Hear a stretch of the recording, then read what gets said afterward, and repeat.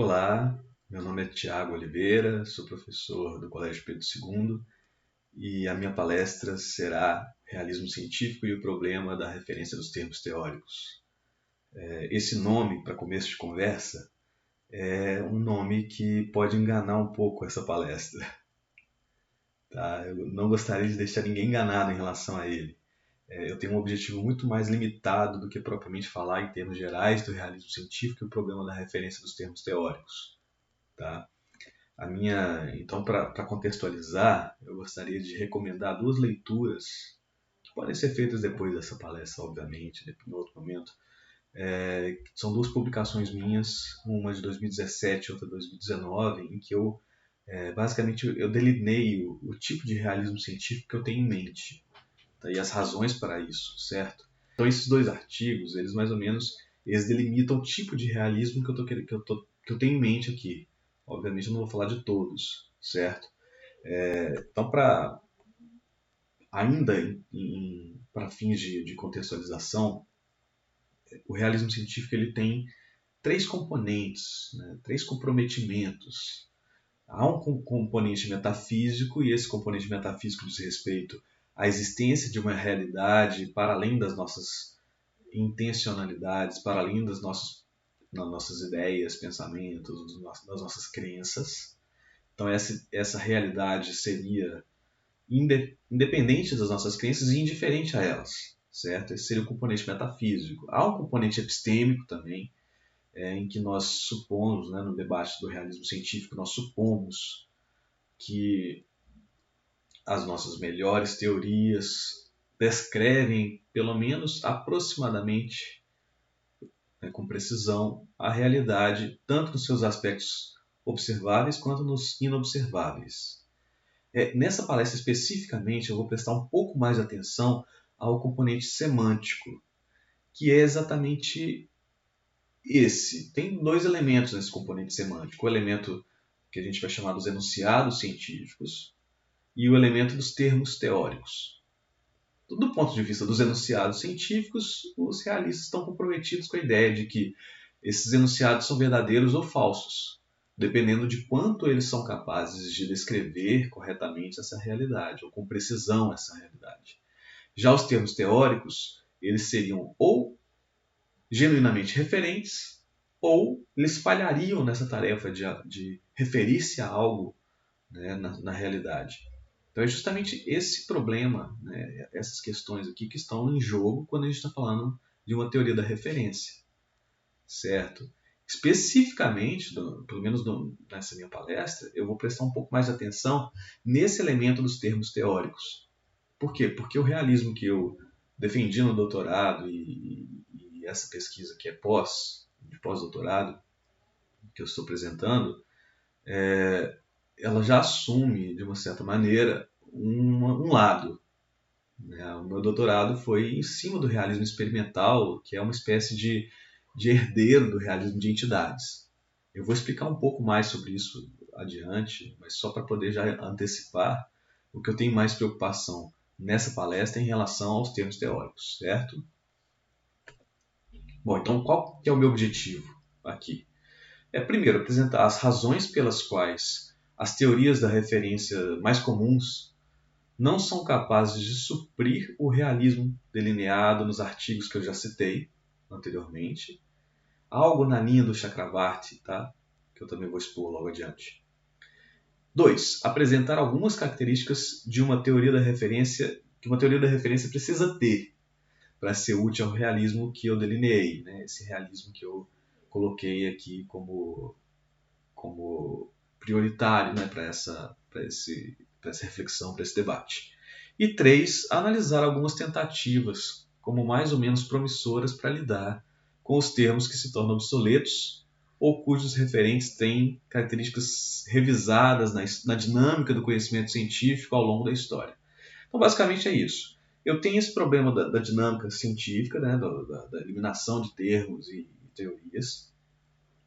Eu acredito que dei uma resposta a isso nesses artigos que eu levantei, mas ficou faltando aí um elemento semântico, né? Até que ponto uma teoria da referência é capaz, então, de casar-se bem, né? de de ter uma boa relação com esse tipo de realismo, que é um realismo bastante falível, tá? Um realismo bastante modesto. Eu vou até explicar por que ele seria um modesto.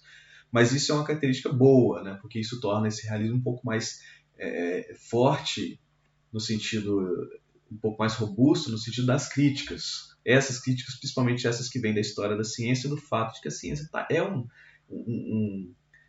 uma atividade em desenvolvimento, em processo, né?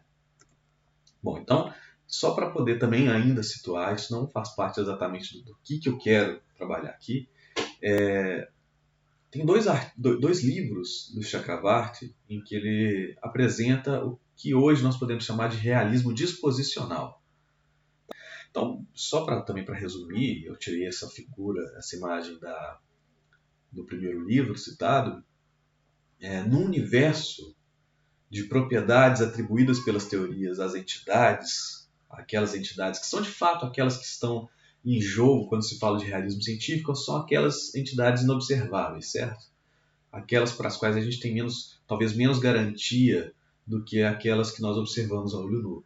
Então, todo o debate do realismo científico do ponto de vista das entidades é que tem entidades observáveis e inobserváveis supostas pelas teorias científicas, e essas inobserváveis supõe-se que compõem a realidade.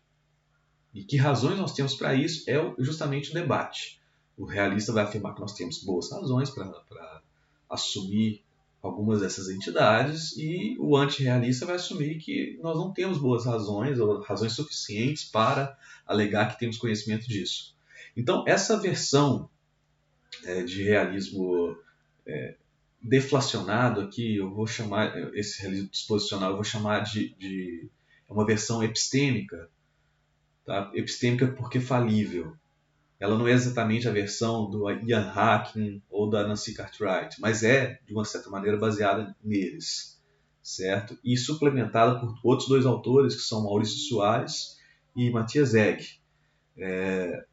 Basicamente, se a gente tem um universo de propriedades atribuídas a entidades por uma teoria, nós podemos dividir esse universo entre propriedades causais e propriedades não causais, certo? E as propriedades causais são justamente aquelas que nós temos um pouco mais de confiança, justamente pelo fato de que o conhecimento causal ele é mais próximo de nós, a partir da nossa manipulabilidade, dos fenômenos, etc. Então, tudo que a gente controla causalmente, tudo que a gente é capaz de intervenção causal, nos parece mais real do que aquilo que simplesmente funciona do ponto de vista da melhor explicação. Muito bem. O fato é que nós temos propriedades que a gente não sabe se são causais ou não, e temos propriedades que certamente são causais. Então, Chakravarti chamou de as propriedades de detecção são evidentemente causais. E o que ele chamou de propriedades de detecção? Aquelas que são capazes de interagir causalmente com os nossos detectores, com os nossos instrumentos de detecção, certo? Então, o que nós temos aqui?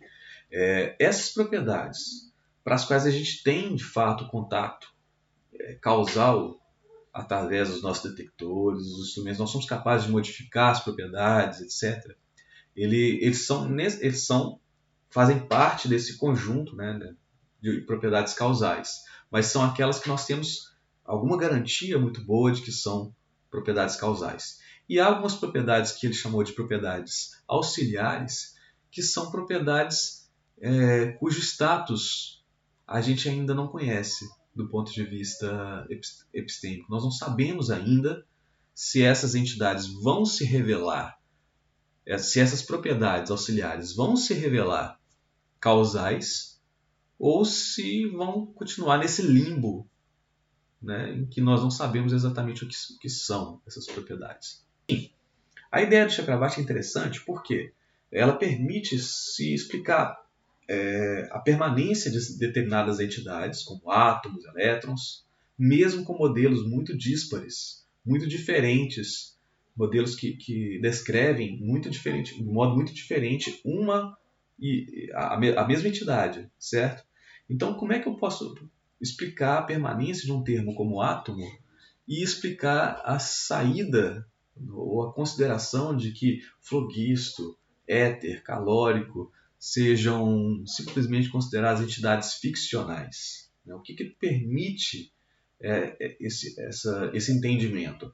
Muito bem, a falta, por exemplo, no éter, e no éter é muito claro isso, né, nas teorias do éter, as propriedades que foram atribuídas ao éter não se mostraram propriedades de detecção. Todas as tentativas de detectar, né, e de interagir causalmente com as propriedades do éter falharam, fracassaram miseravelmente.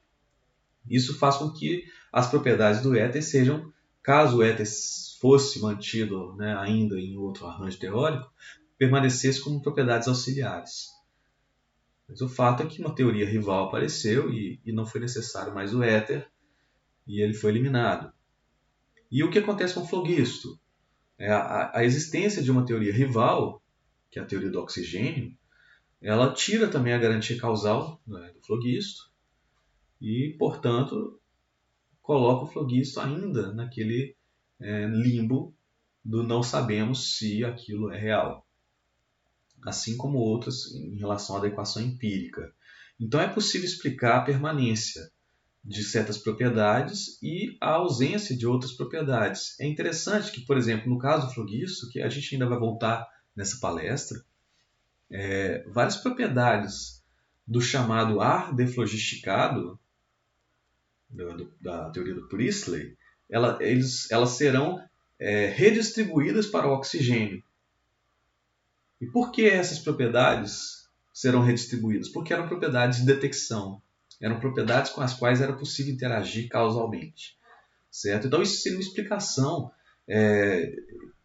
bastante coerente de um realista para as mudanças teóricas em que há substituição de teorias, em que há substituição de entidades. Então o que eu vou fazer é tentar ver como é que certas teorias da referência elas se portam quando a gente coloca diante de uma teoria realista como essa que eu acabei de descrever. Bom, quais são as duas principais teorias da referência? A teoria descritivista, a mais antiga, ela é proposta por Russell. Alguns autores também falam do Frege, né?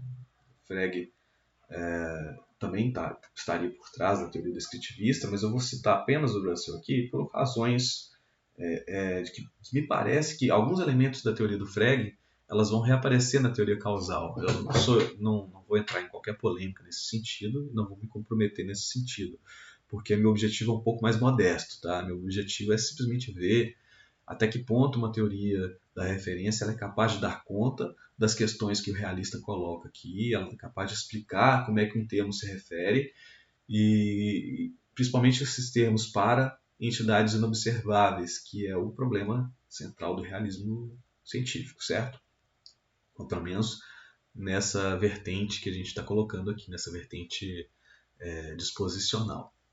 Bom, a teoria descritivista ela é basicamente a ideia de que um nome está associado a um conjunto de descrições.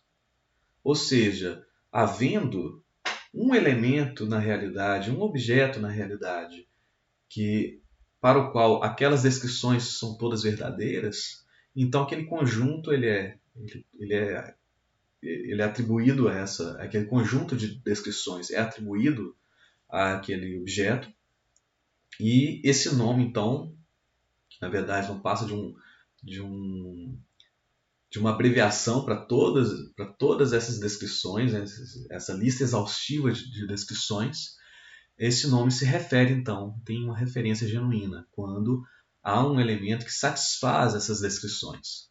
E a teoria causal, que também é atribuída a Saul Kripke, parte de algumas palestras da década de 70, né, que foram reunidas sob um título de Naming in Necessity. E a ideia da teoria causal do Kripke é de que o nome ele é um designador rígido. O elo entre os falantes e aquele que batizou esse objeto sendo mantido, você tem a garantia da referência. Tá? Então, assim, a referência ela é mantida por esses elos entre os falantes. que remonta, em última instância, àquele que batizou. Por isso, uma teoria causal, certo? Também seria certo chamar de uma teoria histórica, né? Porque é a história do termo, né? De como, uma vez introduzido o termo, ele sendo bem sucedido no batismo, basta que os falantes, que as pessoas se refiram àquele objeto, aquele ser da realidade, querendo assumir a mesma referência que o primeiro, que o batizador, né, que o inaugurador daquele termo. Então, isso é interessante por uma razão, tá? A teoria causal do Kripke é interessante porque, mesmo que se falem coisas falsas a respeito daquele objeto ou daquela pessoa que foi nomeada, a referência é mantida, na medida que há esse elo histórico, né, causal entre o falante atual e aquele batizador, né, do elemento. Então isso pode ser bastante, pelo menos previamente, a priori, parece a melhor proposta para um realismo falível como é o realismo de entidades ou o realismo disposicional que eu apresentei hoje. Tá? Porque se a ideia é que é possível mudanças teóricas em que as entidades podem ou se conservar, mas com descrições muito diferentes do que era inicialmente, ou se modificar, mas conservando determinadas propriedades, qual parece ser a melhor teoria? Então, a princípio, parece melhor a teoria causal da referência, né, do Kripke, e suplementada depois por Putnam, que a gente vai falar um pouco também.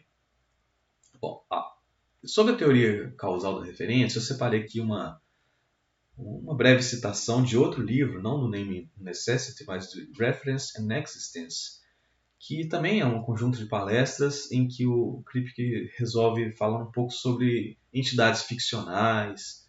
Mas aqui nesse trecho que eu separei, ele parece dar um resumo bastante sintético, mas bastante interessante da sua própria teoria da referência. Eu vou ler, tá? Abre aspas.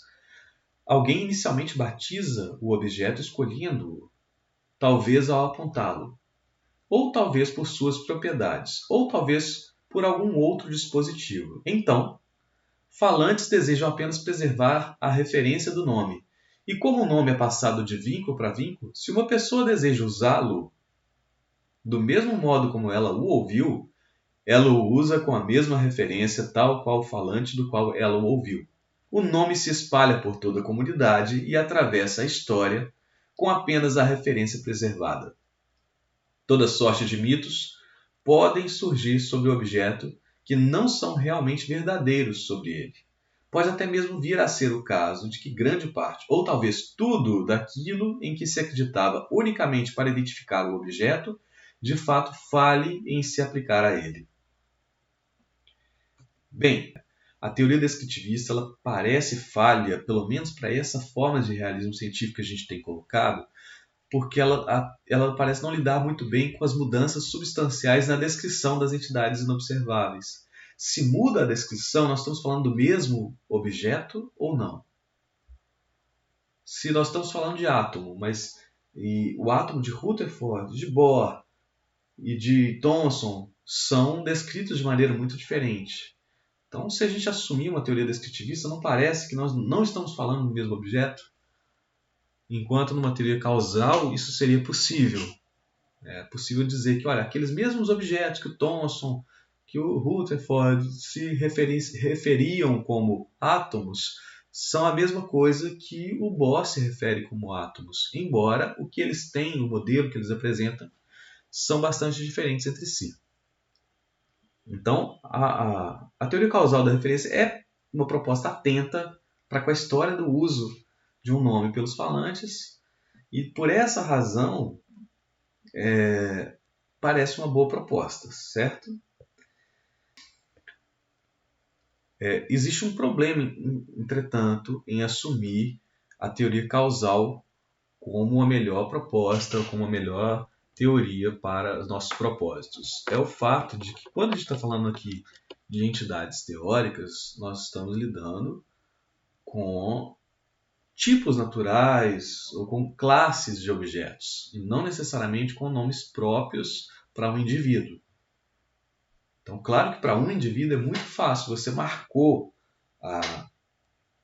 aquele objeto, aquele indivíduo com um nome, né? E ele é um designador rígido, que significa que ele mantém a referência mesmo com as propriedades. Se ele apresentar descrições muito díspares entre si, mantém-se a referência porque é como se tivesse marcado a realidade, não necessariamente dependemos de descrições a respeito dela. Só lembrando que no caso de cachorros, gatos, etc., é possível de fato marcar um elemento individualizador. Então cada um, né, por exemplo, vários golfinhos, você tem como colocar uma tag num dos golfinhos, e por mais que o discurso sobre os golfinhos mude, ou você não saiba várias coisas sobre ele, ele está marcado com aquela tag e você sabe qual é o golfinho do qual você está falando. Quando você fala, por exemplo, de elétrons, isso é impossível. Então vamos lembrar que o Décio Krause, professor da Universidade Federal de Santa Catarina, ele tem alguns textos sobre a identidade de indiscerníveis. E aí o exemplo clássico é o do elétron, porque todos os elétrons são exatamente iguais. Então tudo que se sabe, quando há um sistema, por exemplo, composto por dois elétrons, nós sabemos que um tem spin positivo e o outro tem spin negativo, mas nós não sabemos qual é o que está positivo e qual é o que está negativo. Então, do ponto de vista dessa marca, como se faz com designadores rígidos para nomes próprios, não é possível pegar um elétron e dizer esse elétron é o elétron A e esse é o elétron B, e em outro momento nós fizermos qualquer tipo de detecção e sejamos capazes de identificar que esse aqui era o A que a gente tinha identificado anteriormente. Então esse tipo de problema, né, ele aparece muito seriamente em relação a classes, principalmente inobserváveis. Há uma tentativa, sim, tá, de explicar como, para classes de objetos, é possível falar de uma teoria causal. E é justamente o Putnam que tentou fazer isso. Ele tem um artigo, um texto chamado The Meaning of Meaning, né, que aparece aí na tela para vocês a referência. Nele ele faz um experimento mental, né, de uma terra gêmea, né, de um mundo possível, que seria uma terra gêmea, em que os habitantes chamam de água um líquido que tem em tudo as características da nossa água, mas que é composta de maneira diferente. Né? A composição química difere-se de H2O. Então, segundo o Putnam, né, essa não poderia ser água. Ela pode até ser chamada de água pelos habitantes daquele planeta, mas ela não pode, de fato, ser a água que nós chamamos aqui, por não ter a mesma composição química. O experimento da Terra Gêmea é uma tentativa de demonstrar que, embora uma substância em tudo semelhante à água, mas cuja estrutura química não é H2O, não pode ser chamada de água, muito embora os habitantes daquele mundo assim a chamem. A água da Terra-média do Tolkien. A água da Terra atual tem uma extensão diferente da água da Terra Gêmea. Não se aplica ao mesmo líquido, certo? Possuir propriedades similares para Putnam não é suficiente para classificar uma amostra como pertencente a um tipo natural. É preciso, em acréscimo, possuir as propriedades certas, isto é, exibir um grupo de propriedades essenciais. Aqui presta atenção nesses essenciais. A estrutura química, por exemplo, é uma propriedade essencial. Tá? Aqui é uma coisa meio Lockeana, que Locke supunha existir qualidades primárias e secundárias. Né? Aqui o Putnam vai falar de propriedades que são as relevantes para se marcar, né? Um tipo natural, que pudesse servir de critério para separar indivíduos aparentemente similares, mas não similares o suficiente para serem reunidos sob o mesmo nome. O Putnam reconhece que é preciso um certo apelo a estereótipos, tá, gente? Ele usa o exemplo do tigre, o tigre listrado, o estereótipo listrado, ele ajuda a capturar um paradigma de tigre, né, que permite enunciar um tipo natural. Ah, isso são tigres. Então, geralmente eles são listrados. Mas não quer dizer que está excluído um tigre não listrado daí, porque as propriedades essenciais elas não estão no estereótipo. O estereótipo é importante para tomar alguns elementos, alguns exemplares paradigmáticos para se nomear um tipo natural, mas ele não é essencial, né, para aquele grupo de indivíduos que se quer marcar, né, que se quer referir. Tá? Então, o estereótipo continua valendo para identificar a maioria dos tigres, mas a essência do ser tigre estaria em uma estrutura biológica para além da mera aparência. Então, eu queria chamar a atenção para esse texto que eu retirei e traduzi, talvez muito porcamente, me desculpem, tá, por isso. Todas as traduções aqui são minhas, então problemas em relação a essas traduções reclamem comigo, não com os autores, tá? Pode ser que eu fiz uma tradução porca. Muito bem. Putnam diz que um x e y são um mesmo líquido, tem uma relação de mesmo líquido, se e somente se eles são ambos líquidos e concordam nas propriedades físicas importantes. Normalmente, as propriedades importantes de um líquido ou sólido, etc., são aquelas que especificam de que componentes o líquido ou sólido, etc., é definitivamente feito e como eles são combinados para produzir as características superficiais, certo? Então, essa é a definição de Putnam para mesmo líquido. E serviria para mesmo sólido, para mesmo elemento, para a mesma...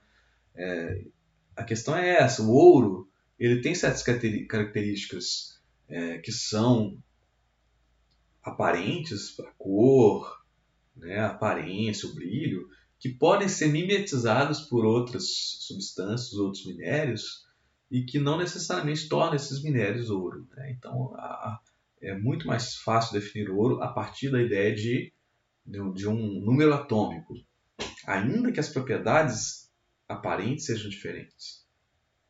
Então, o que o Putnam defende é a existência de uma divisão de tarefas linguística nesse artigo.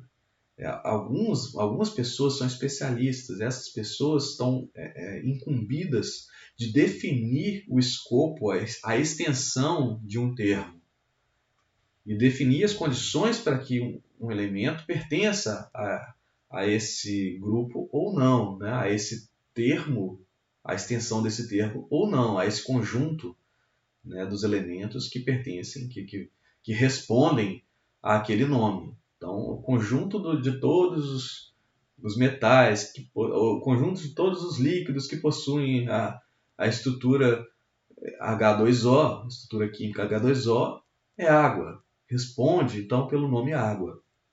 E é por isso que a água da Terra gêmea não é água, né? Porque ela tem uma estrutura XYZ. Né, no texto do Putnam, para quem tiver interesse. É um ótimo texto para se ler. Tá? Ele tem alguns exemplos bem interessantes.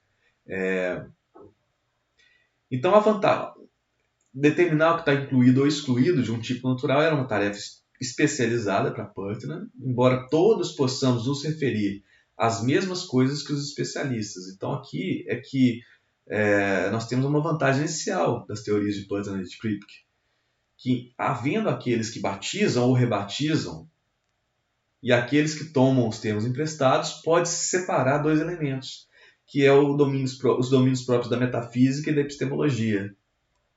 Então, aquelas pessoas que sabem, que são especialistas naquele assunto, que podem definir de uma maneira mais precisa e naturalística, né, ou científica, um tipo natural,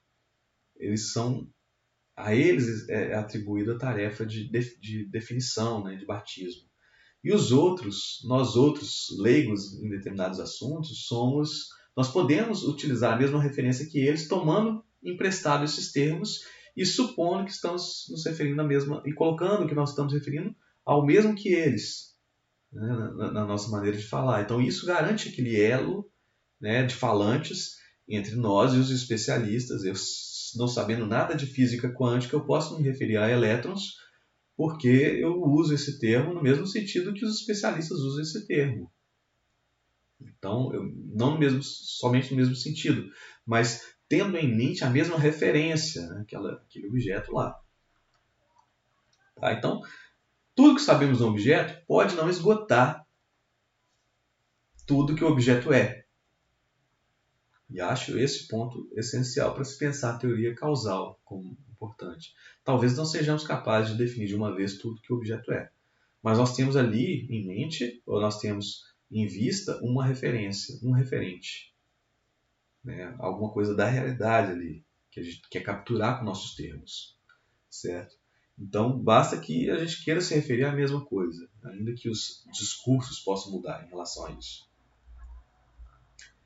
Bom, vou chamando a atenção aqui, é bastante razoável considerar que baleias tenham sido em algum momento histórico considerados peixes, ou que alguns tigres sem listras, um falante que não conheça tigres, ou que só conheça tigres pelo estereótipo listado, pense de se tratar de outro animal. Então, isso é uma questão epistêmica, ele é ignorante, né, em relação àquilo, ele não sabe que aquele animal é um tigre, porque ele não apresenta listas, ele só reconhece um tigre pelas listas. Isso não faz com que o termo deixe de se aplicar àquele animal.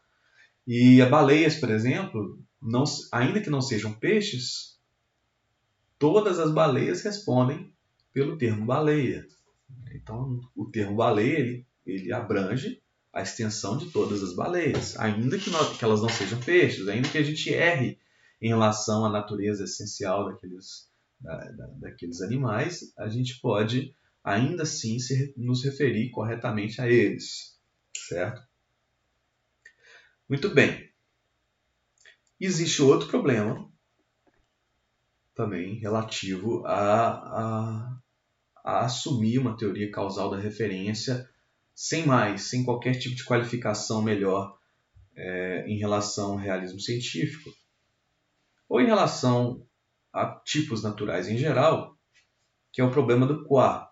Ele foi levantado por David Sterony nesse livro de 1999, Language and Reality. Esses autores colocam a seguinte questão: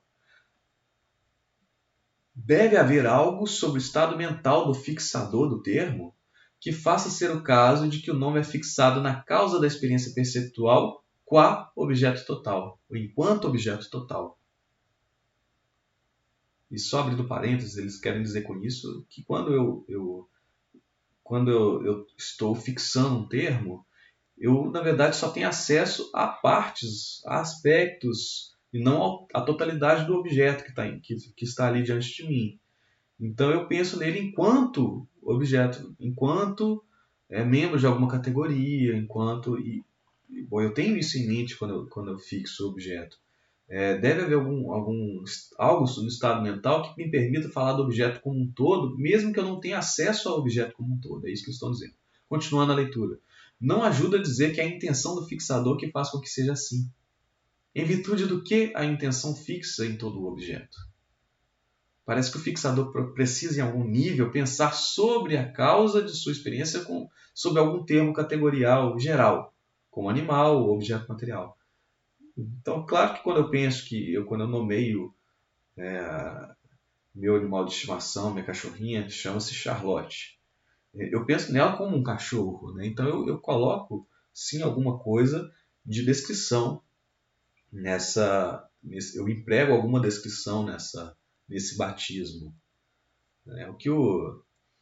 Essa ideia, né, de que é preciso sim ter algum tipo de aparato descritivo, ele aparece em David Sterony como crítica à teoria causal, porque é o seguinte: de fato, se há aquele grupo de pessoas que batiza e aquele grupo que usa de uma referência do nome somente ligando a partir de elos com aqueles que batizaram, de fato, no empréstimo da teoria causal, no empréstimo do termo, eu tenho condição de falar da teoria causal no sentido mais puro, sem necessidade de qualquer aparato descritivo. Então eu posso não saber nada sobre elétrons, mas posso falar sobre elétrons. Eu posso não saber nada sobre elefantes, mas usar corretamente o termo elefante, tendo em vista o mesmo que os especialistas que definiram que é elefante tinham, né? Aquele mesmo grupo de animais. Então, no empréstimo, uma teoria causal pura funciona. E De Witt e Sterny confiam nisso. Mas quando se pega a ideia na hora do batismo, né, da fixação do termo, é preciso de um aparato descritivo, é preciso de tornar híbrida a proposta causal com algum tipo de descrição, certo? É impossível afirmar alguma coisa, né? Afirmar que o elétron existe ou afirmar que os elétrons têm tais e tais e tais propriedades sem algum aparato descritivo ou tendo em mente o que tipo de entidade é essa da qual estou falando. Então, esse que tipo de coisa estou falando é o problema do qua, né? O qua problem. Então, isso seria um problema da teoria causal. Ela parece depender de algum tipo de descrição e ela exige uma espécie de recuo para o descritivismo. Então, eu listei o que eu acredito que seriam condições que uma teoria da referência teria que se adequar ou que apresentar para ser adequada ao realismo disposicional como eu apresentei. Tá? Um realismo que é falível, que pode permitir, né, a mudança teórica, que pode permitir a continuidade de um termo com uma descrição muito diferente, mas que pode permitir também a redistribuição de propriedades, etc. A revisão do conhecimento. Acho que isso é um elemento muito importante. Então, seria necessário explicar por que seria necessário explicar o sucesso e o fracasso no uso de termos para tipos naturais, quer sejam observáveis, quer inobserváveis. 2. As descrições associadas aos tipos naturais precisam estar sujeitas a alterações substantivas. E 3. É preciso distinguir a dimensão epistêmica da dimensão ontológica tanto na fixação de um termo para tipos naturais quanto para o empréstimo dos termos para outros falantes. Então, por que essa primeira condição?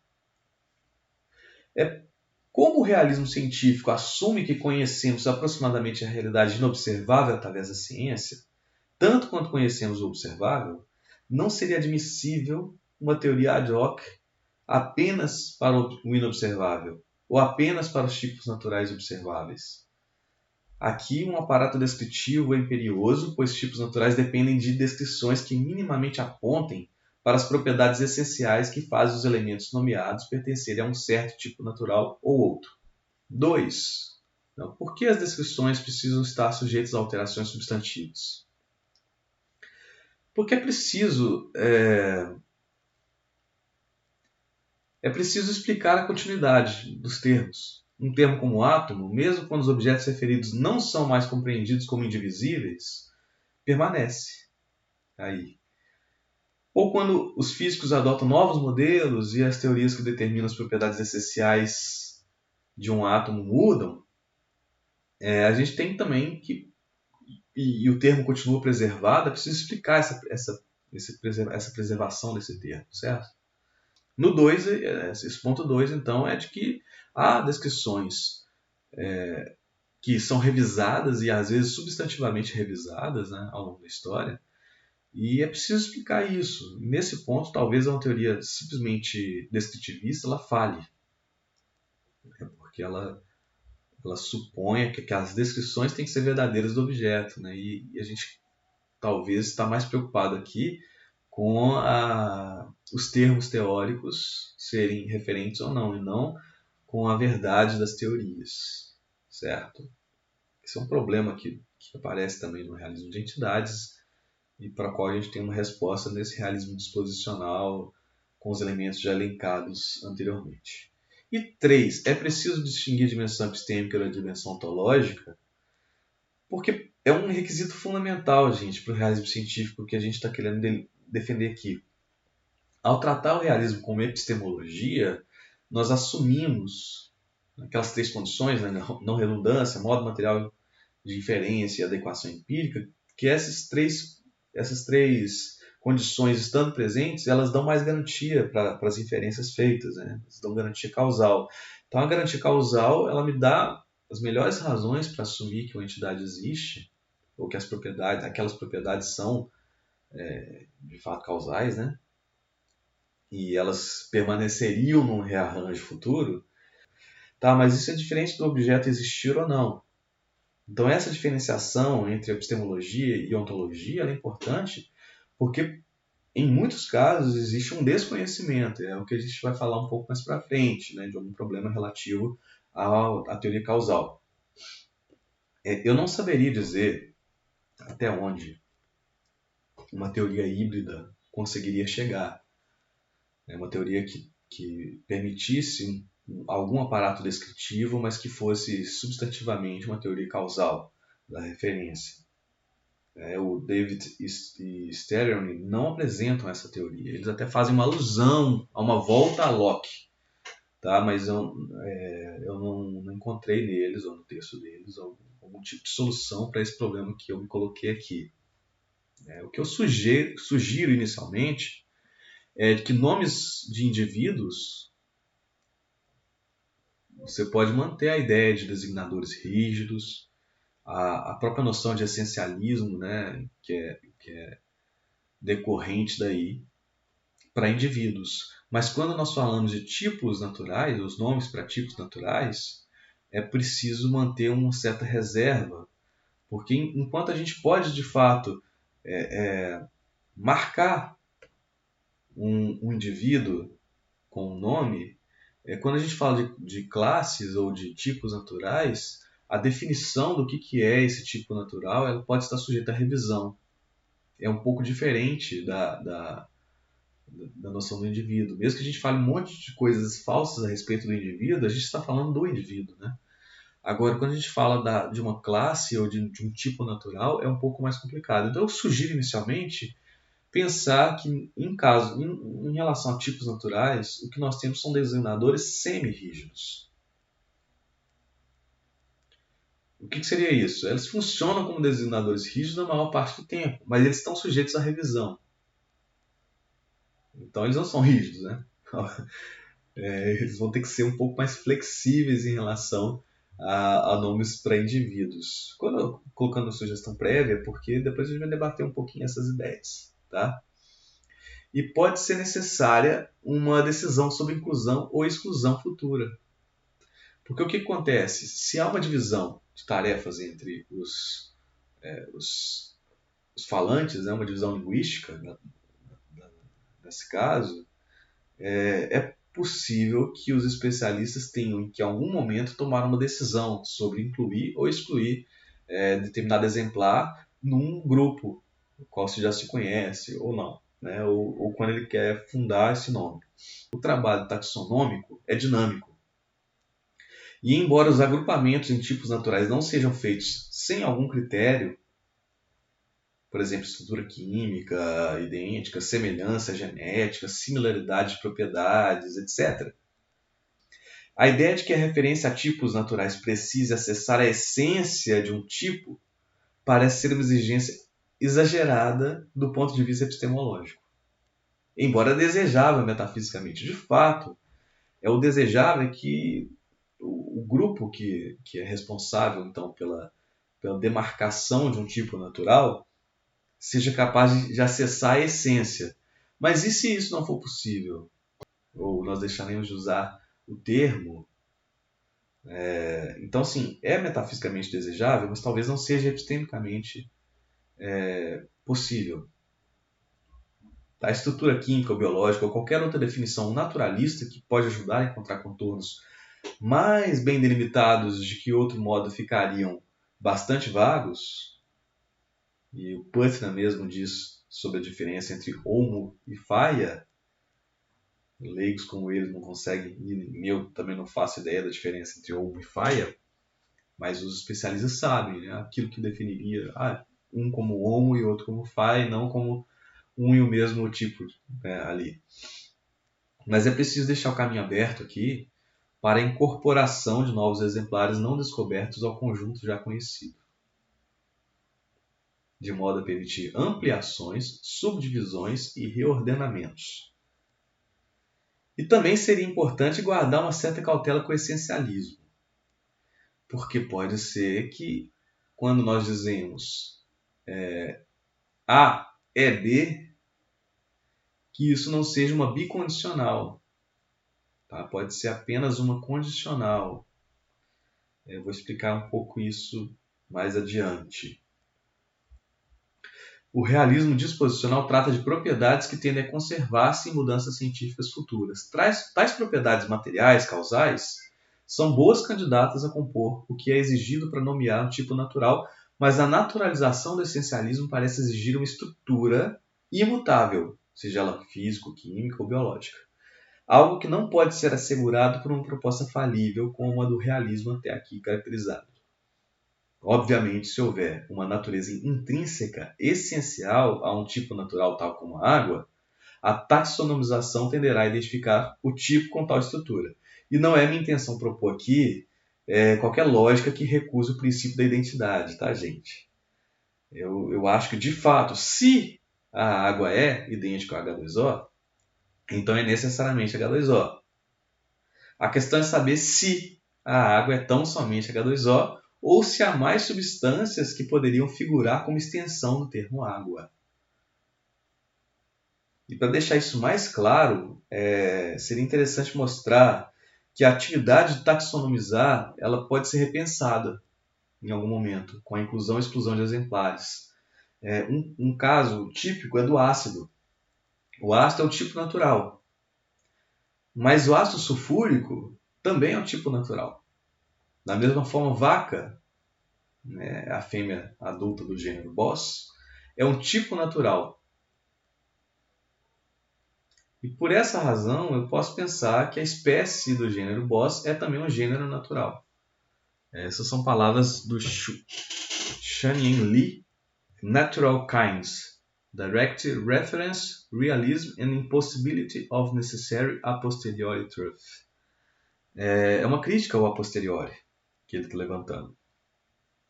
E esse texto, então, que eu acabei de ler, mostra um pouco disso.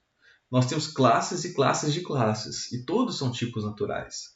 E em algum momento é preciso definir, né, se uma determinada classe pertence, é uma subclasse de outra ou não, certo? Então, sobre a mutabilidade das classificações feitas por especialistas, Shannon Lee, também ressalta que haverá casos que demandarão uma decisão sobre a inclusão de um subtipo ou outro tipo de classificação. Encontrar um líquido similar à água em tudo, menos na estrutura química, poderia, por exemplo, levar a comunidade científica a criar um subtipo de água. Poderia até chamar de água gêmea, em homenagem ao Kripke. Isso soaria similar aos vários tipos agrupados sob o nome de ácido. E aqui um parêntese, né? É uma história muito interessante, a história da definição de ácido. Tá? Vale a pena ler. Tem um texto que eu vou citar mais adiante, do Stanford e do Kitcher, que fala bastante sobre esse episódio da classificação do ácido. Então, nós temos ácido sulfúrico, ácido clorídrico, ácido acético. São substâncias com estruturas químicas diferentes, mas agrupadas ou classificadas como ácidos. Então, a descoberta de novas substâncias com características similares às paradigmáticas, né, dos ácidos, forçaria a comunidade a uma decisão que não pode ser feita no momento do batismo. Dessa forma, ao contrário de nomes próprios, ao fazermos uso de nomes para tipos naturais, podemos não conseguir marcar de uma vez por todas a extensão do termo, já que algumas vezes os especialistas precisarão repensar a classificação, criando subtipos ou excluindo exemplares que fariam agora um novo tipo natural. A história da classificação dos ácidos, como eu já mencionei, ilustra bem esse processo. Qualquer naturalização do essencialismo precisa lidar com a possibilidade de tomar uma condicional verdadeira por uma bicondicional falsa. Porque se a relação for de tipo e subtipo, de classe e subclasse, de gênero, né, e espécie, por exemplo, nós temos essa possibilidade real né? Então, levar o essencialismo ao pé da letra, nesses casos, é poder estar cometendo um erro, né? Do ponto de vista metafísico mesmo, né? Então, a rigidez de um nome próprio tem a ver com a fixação de um único indivíduo que responde àquele nome dentro do contexto histórico causal relacionado, né? Por exemplo, quando eu me refiro a Napoleão, eu remonto a uma cadeia de falantes cujo elo leva, em última instância, ao indivíduo referido somente a ele, independente das verdades ou falsidades transmitidas junto com essas falas, ou com esse encadeamento. Mas quando usa o nome para uma classe de objetos cuja natureza intrínseca está em discussão ou pode vir a entrar em discussão, é preciso garantir a possibilidade de maiores ou menores correções na extensão do termo. Talvez seja o caso de pensar que o termo se referia inicialmente a um subtipo e foi estendido a mais indivíduos, ou manteve apenas uma parte da extensão dada no batismo, devido ao trabalho especializado posterior. Então, uma prudência com o essencialismo não impediria uma leitura realista de que pelo menos parte da extensão inicialmente suposta de um termo científico é conservada em rearranjos teóricos, sendo assim parte de uma realidade independente desvendada pela ciência. O mesmo pode-se dizer de novos subtipos, né? O grau de garantia de que dispomos para afirmar sua realidade depende menos do modo como são classificados e mais do tipo de interação que temos condições de estabelecer com seus exemplares no atual estado do conhecimento. Eu ainda penso que há uma outra razão para abandonar as pretensões sobre designadores rígidos, tá? Para tipos naturais, que diz respeito às consequências inadmissíveis de tentativas de conciliar termos obsoletos da história da ciência com entidades científicas admitidas atualmente. Então, muito do trabalho dos realistas científicos com isso tem a ver com uma teoria da referência causal.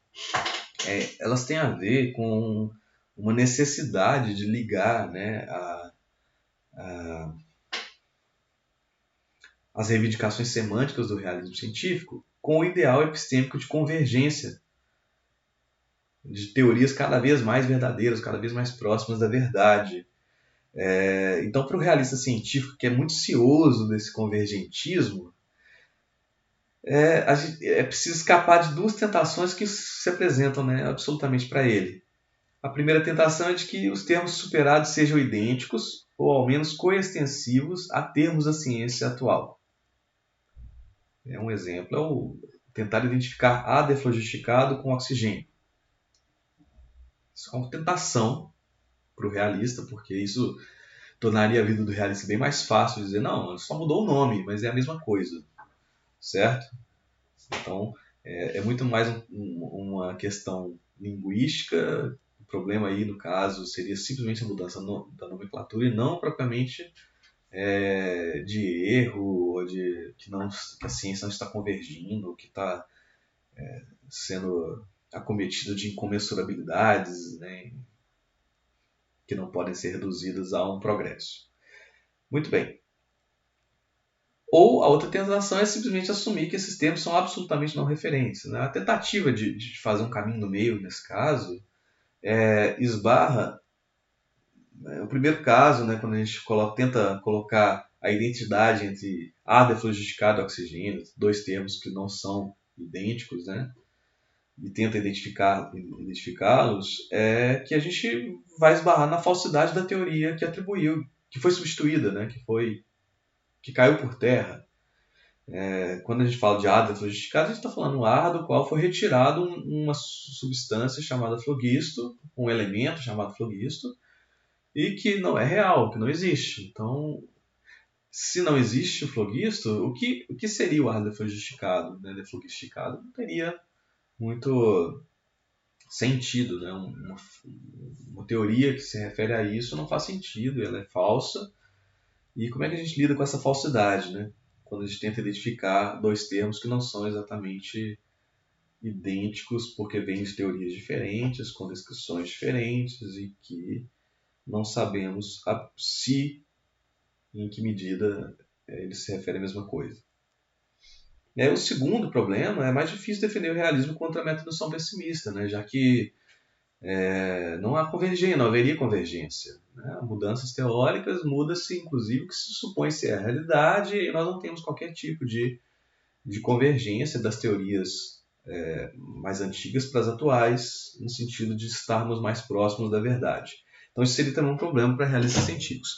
Talvez nem tanto para realistas como o Chakravarti e seus antecessores do realismo de entidades, certo? Então eu gostaria de citar aqui duas tentativas para resolver esse problema, né, da revisibilidade das teorias científicas. Uma é a ideia da teoria da referência parcial. Dois nomes aqui que eu vou citar são Field, um texto de 1993, e MacLeish, Christina MacLeish, 2006. E a outra teoria, que eu acredito ser um pouco melhor, né, eu vou tentar um pouco analisá-la aqui, muito brevemente aqui, é a teoria da referência causal refinada, do Stanford e Kitcher. Bom, o que o Field sugere? Ele sugere que quando há um refinamento de um termo teórico, por exemplo, o termo massa, entre a física newtoniana e a física relativística do Einstein, a referência ela fica indeterminada. Então, quando você fala da teoria newtoniana, você não sabe exatamente de que massa ele está tratando. A hipótese que o Field levanta é que ele trata parcialmente da massa relativística, que é a massa relativística? É a energia total dividida pela velocidade da luz ao quadrado, ou da massa própria, que é a energia não cinética dividido pela velocidade da luz ao quadrado. Então a hipótese dele é de que ele se referia parcialmente à massa própria, parcialmente à massa relativística e não se referia a mais nada além disso. Então é como se essa referência ela ficaria indeterminada, tendo em vista o fato de que a massa pode significar duas coisas diferentes, distintas, e isso é típico de transições teóricas em que há um refinamento de um termo, mas que possibilita, de uma certa maneira, dizer que tem sentido, embora a gente não saiba determinar exatamente o sentido que os relatos sejam aproximadamente verdadeiros, mas é mais difícil, né, dizer em que eles são verdadeiros, porque é difícil determinar sobre o que eles estão falando. Então, o Field falou um pouco da indeterminação dessas referências. A Christina MacLeish, ela aproveita-se da intuição do Field e sugere uma teoria disjuntivista da referência parcial. Como é que funcionaria uma teoria disjuntivista nesse caso?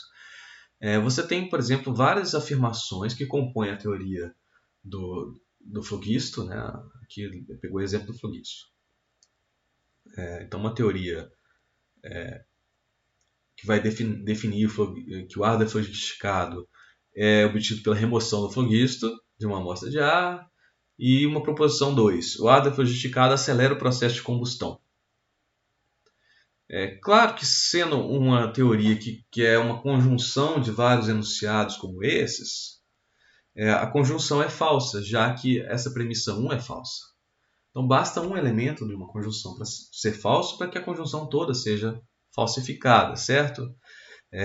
O caso é que se você toma somente a preposição 2, o ar deflogistificado acelera o processo de combustão, ela seria uma frase verdadeira.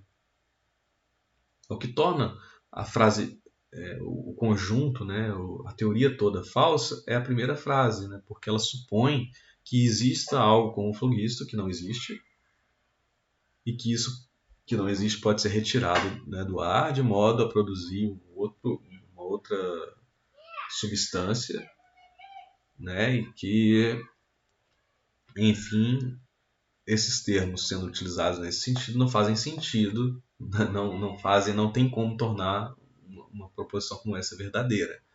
Mas se você assume uma disjunção aí, você tem como afirmar que pelo menos a frase 2 seria verdadeira e que, portanto, esse termo ar deflogistificado ele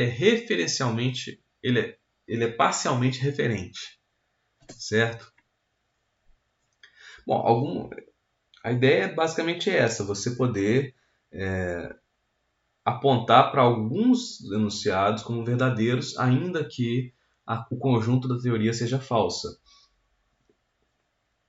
Mas isso aqui é problemático de algumas maneiras, tá? Landig, em 2014, tem uma, uma crítica a essa teoria da McLeish, em que ele diz que ela acaba caindo em dois problemas específicos, tá? Um, que é um problema geral da teoria da referência causal, que é o problema de que a referência nunca falha. E aí, então tem uma versão talvez diminuída desse problema na referência parcial, mas ainda assim há. Né? Significa que qualquer termo de qualquer época da história da ciência, ele é, de uma certa maneira, parcialmente referente, né? O que coloca, então, uma teoria que não falha nunca, né? Sempre bem sucedida na referência, que não explica, então, qualquer insucesso nesse sentido. Né? Esse é um problema da teoria causal em geral, na visão do Landig, mas na teoria da McLeish isso fica mais evidente.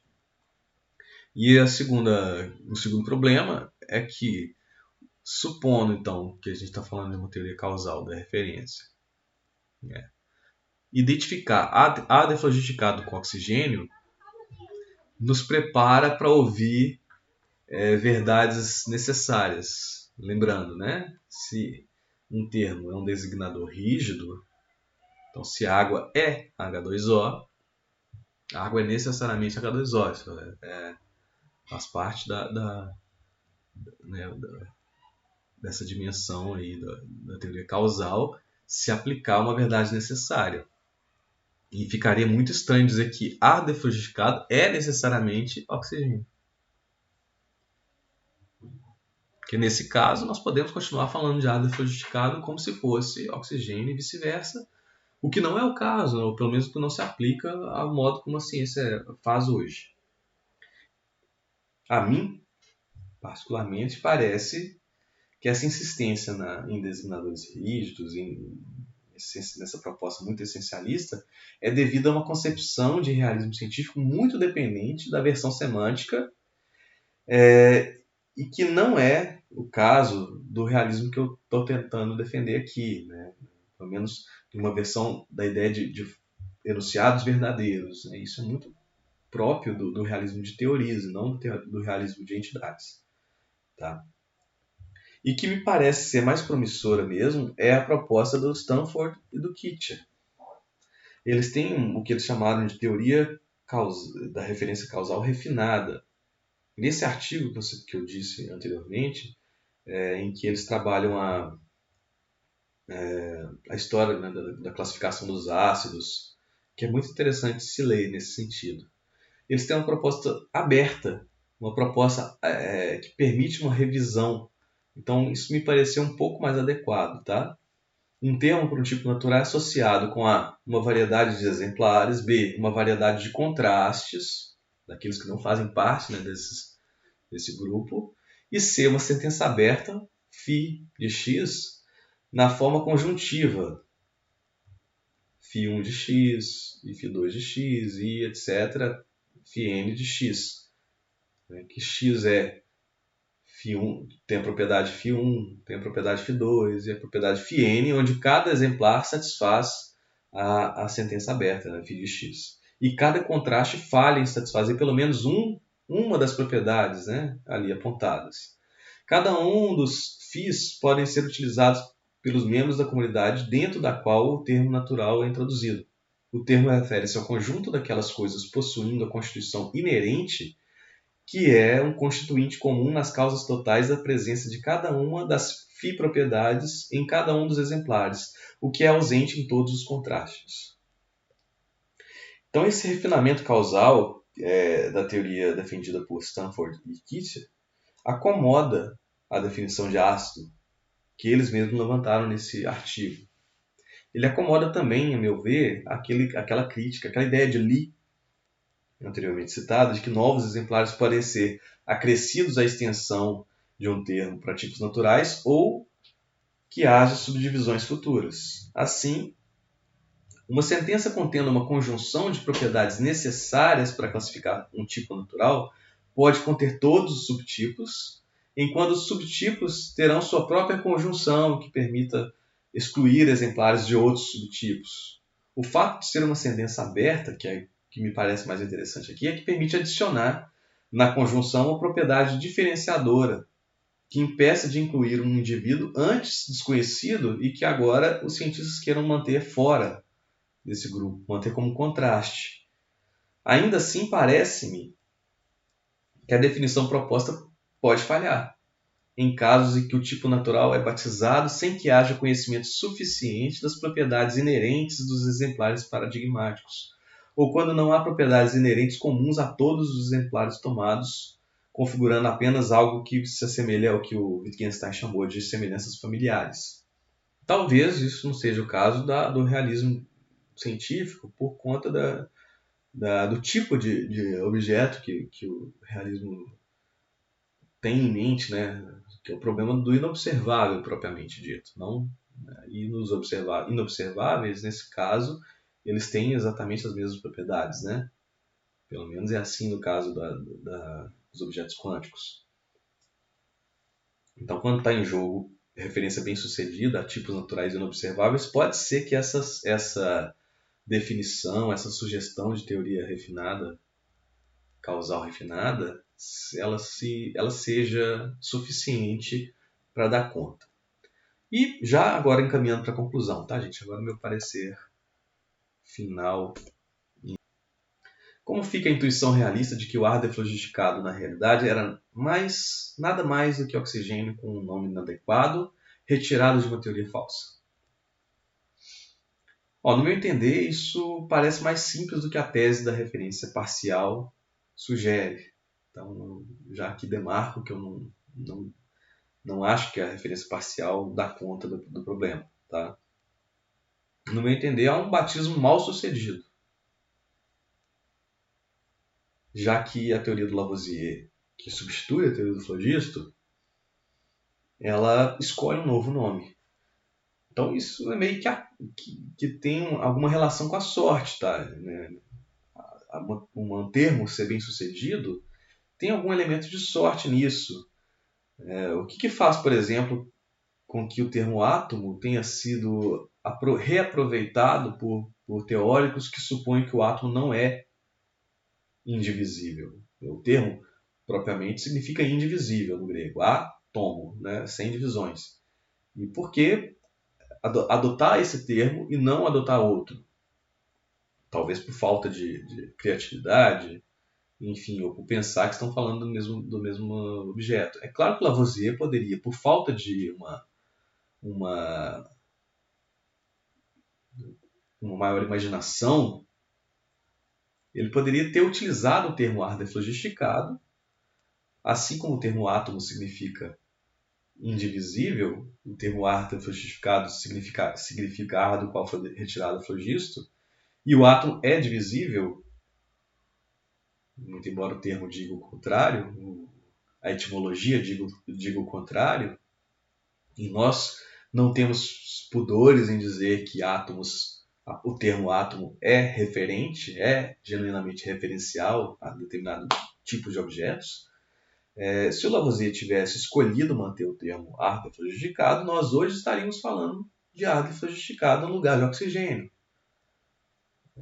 Então, e aí muitas das coisas às quais se atribuiu ao ar deflogistificado, que são falsas em relação ao oxigênio, não mudariam o fato de que a referência seria bem sucedida. Então, eu costumo pensar um pouco esse exemplo muito mais como uma matéria de uma escolha dos cientistas, né, do batismo do oxigênio foi bem sucedido, enquanto o ar deflogistificado ficou no esquecimento.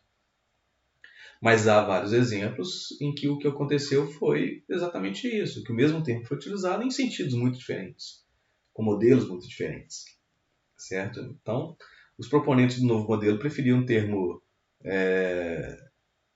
já consagrado por Demócrito, Leucipo, Epicuro e tal, enquanto Lavoisier preferiu dar um novo nome. E ok, né? Dar um novo nome ou dar nome para uma entidade que seria responsável pelos mesmos fenômenos, ou por vários dos fenômenos. Por exemplo, o fenômeno de potencializar a combustão, né, e de ser respirável. O Priestley falava sobre o ácido fluoride, que ele era mais respirável, certo? Então talvez o problema aqui não seja seja muito mais uma questão de sorte e de azar do que propriamente de uma teoria da referência ser adequada ou não. Enfim, sob essa ótica, há algum elemento de sorte. Mas o ponto aqui é que para o realismo científico talvez não seja tão relevante se um nome permanece ou é substituído, mas se aquilo que é nomeado existe e, eventualmente, como um nome pode aderir a isso. É importante ressaltar que, ao assumir o realismo em sua faceta epistêmica e disposicional, priorizamos as diferenças que reúnem não redundância, modo material e adequação empírica. Estamos falando das propriedades causais que atuam no sentido de dar maior garantia para as inferências existenciais de entidades inobserváveis. O refinamento de Stanford e Kitcher parece suficiente para evitar os problemas mais gritantes da teoria causal da referência para tipos naturais, conforme sugerido por Putnam e Crick. O fato de depender de uma sentença aberta sugere possíveis mudanças na extensão que está de acordo com o realismo defendido aqui. Nossa resposta à meta-indução pessimista inclui a estabilidade das entidades, cujas propriedades podem ser modificadas experimentalmente, desde que conjuntamente não haja alternativas causais a tais entidades e que teorias nas quais tais entidades são assumidas sejam empiricamente adequadas. Nos casos em que a modificação teórica sugerir a inexistência da entidade imputada, pensamos que as propriedades materiais serão redistribuídas em uma ou mais entidades, consistindo, portanto, no indício de que algo da realidade já havia sido captado pela teoria obsoleta. Se o nome da entidade anterior se conservar tal como átomo, isso mostra um sucesso na nomeação, ainda que a teoria se modifique substancialmente.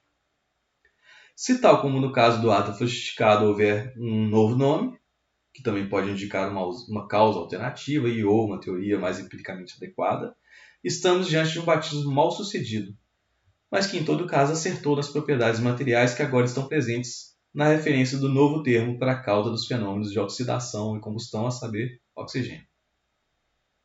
Não há necessidade de sustentar uma referência parcial unicamente para salvar o realismo de teorias, que depende sobremaneira da verdade aproximada das teorias bem-sucedidas. Igualmente, não há urgência de manter designadores rígidos ou essencialismo para uma proposta realista que se quer epistêmica e, portanto, falível.